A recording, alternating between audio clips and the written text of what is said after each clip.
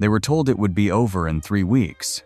Marshal Petain's voice crackled through the radio sets in French kitchens and cafes that summer of 1940, assuring them that Britain's continued resistance was merely the death throes of an empire too proud to accept reality. The Wehrmacht had crushed France in 6 weeks. Surely this island nation, standing alone against the might of the Third Reich, would fall even faster. But as the summer heat gave way to autumn rain, and the rain to winter snow, the impossible kept happening. Britain endured.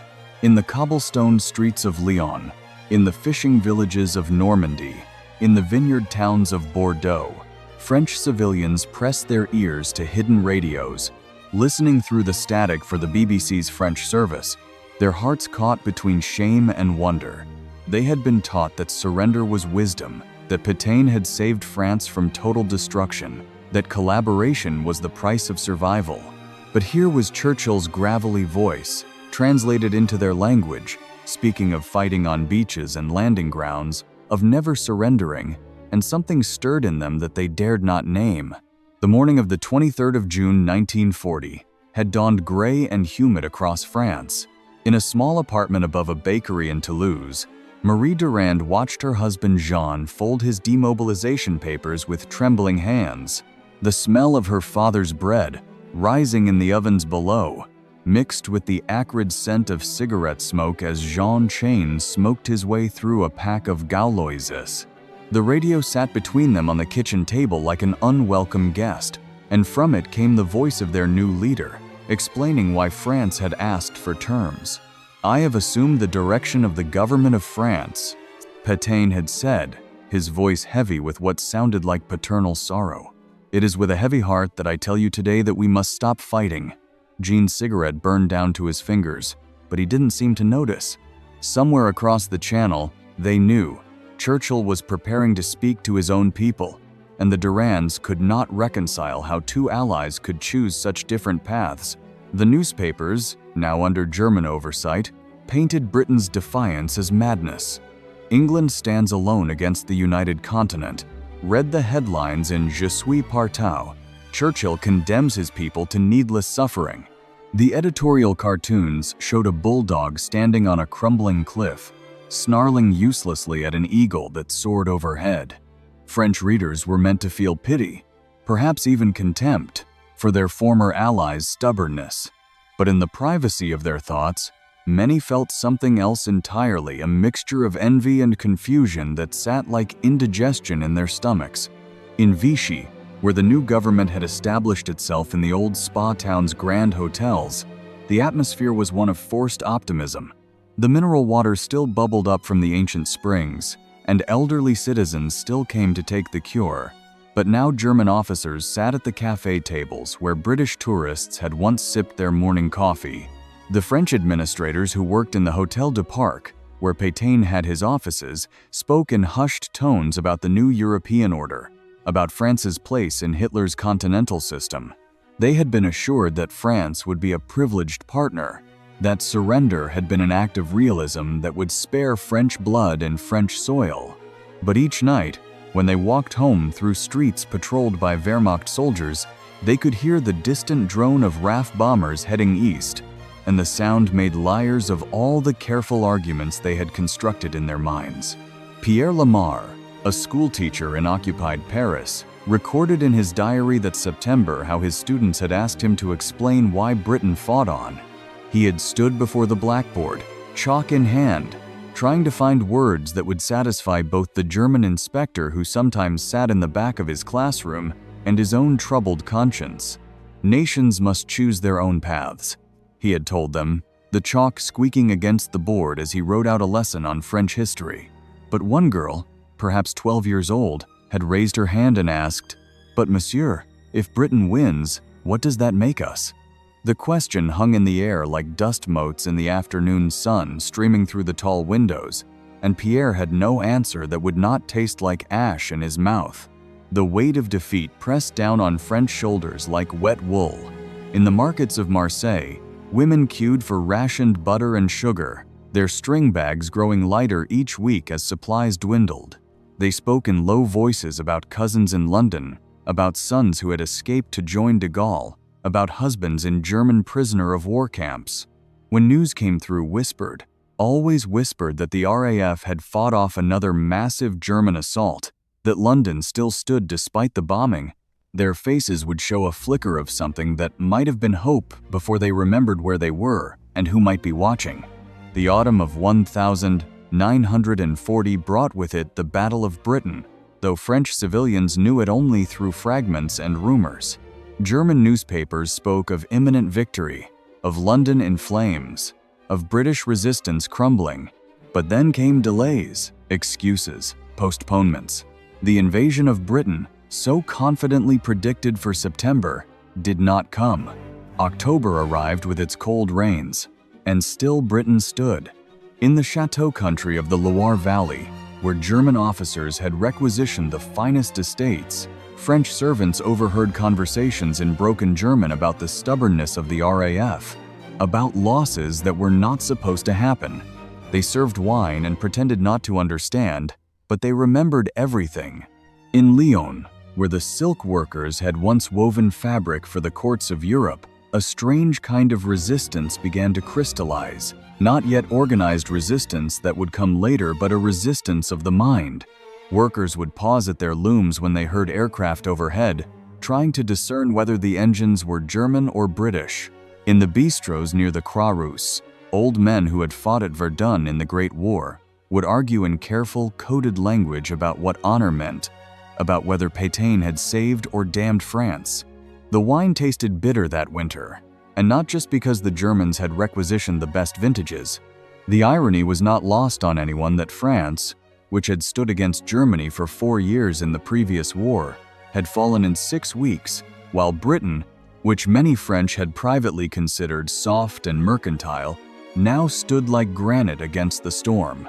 It gnawed at the national pride, this reversal of expectations. French military tradition, centuries of glory from Louis XIV to Napoleon, had crumbled like stale bread, while the nation of shopkeepers displayed the kind of élan that had once been considered uniquely French. Marie Durand's husband, Jean, found work in a factory that now produced goods for the German war effort. Each morning, he would kiss Marie goodbye and walk to work past propaganda posters that proclaimed, "Work in Germany, support your family." The factory floor smelled of machine oil and metal shavings, and the rhythmic pounding of the presses created a meditation of sorts. Jean would think about his brother, who had died holding the line at Sedan, about his father who had died at Verdun, about what they would think of him now, producing materials that might be used against Britain. His hands would continue their practiced motions, but his mind could not reconcile the necessity of survival with the weight of collaboration. Christmas of 1940 arrived with unusual cold.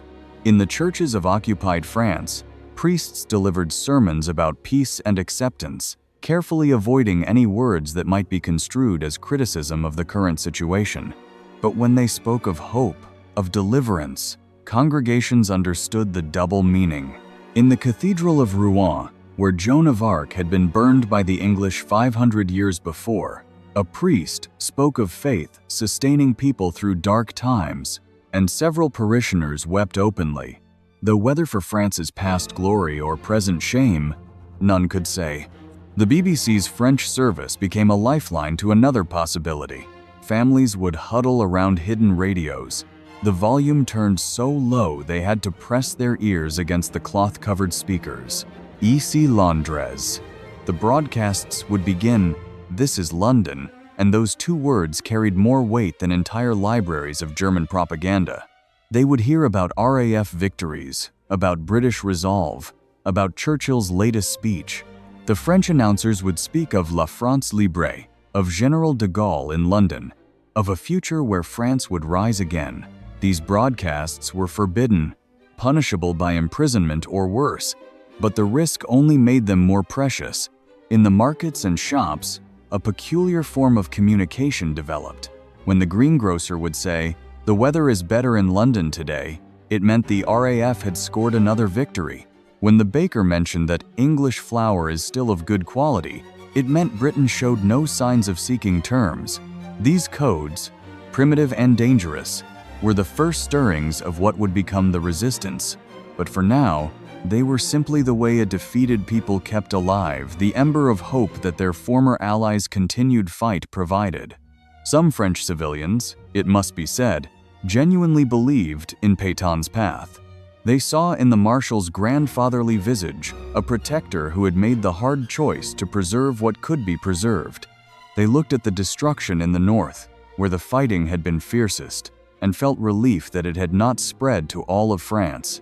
When they heard about the London Blitz, about Coventry reduced to rubble, about British cities burning, they would shake their heads and say, "You see, we were spared that.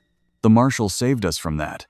But even they, in their private moments, must have wondered what price had been paid for that salvation.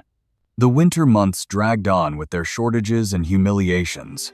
French prisoners of war, nearly 2 million of them, remained in German camps, despite promises of quick repatriation. The demarcation line between occupied and unoccupied France became a bleeding wound across the country's heart, separating families, dividing communities.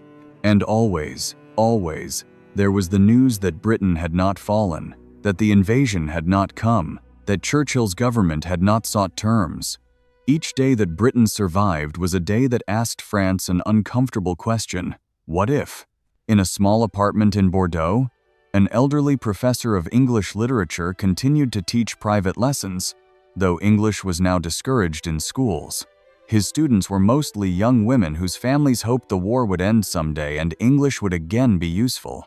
He would have them read Shakespeare the histories, particularly and when they came to Henry V's speech before Agincourt, about "we few, we happy few, we band of brothers." He would pause and look out the window toward where he imagined England lay beyond the horizon. His students understood that he was no longer talking about a battle 500 years past. The psychological weight of Britain's continued resistance created fractures in French society that would never fully heal. There were those who doubled down on collaboration, convincing themselves that German victory was inevitable, and Britain's resistance merely prolonged everyone's agony. There were those who began to dream of resistance, who saw in Britain's example proof that the German war machine could be defied. And there were the vast majority who simply tried to survive, to keep their families fed and safe, while wrestling with the growing cognitive dissonance of their situation. Spring came to France in 1941 with its usual beauty, indifferent to human suffering.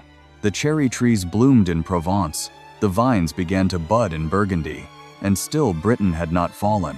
German preparations were clearly turning eastward, toward the Soviet Union, and it became obvious that the quick victory over Britain that had been promised would not materialize. In the cafes of Paris, where German officers still drank the best wine, French waiters noted a change in tone. The arrogance of the previous summer had given way to a kind of frustrated resignation. Britain had become a fact of life, like bad weather, unpleasant but unavoidable.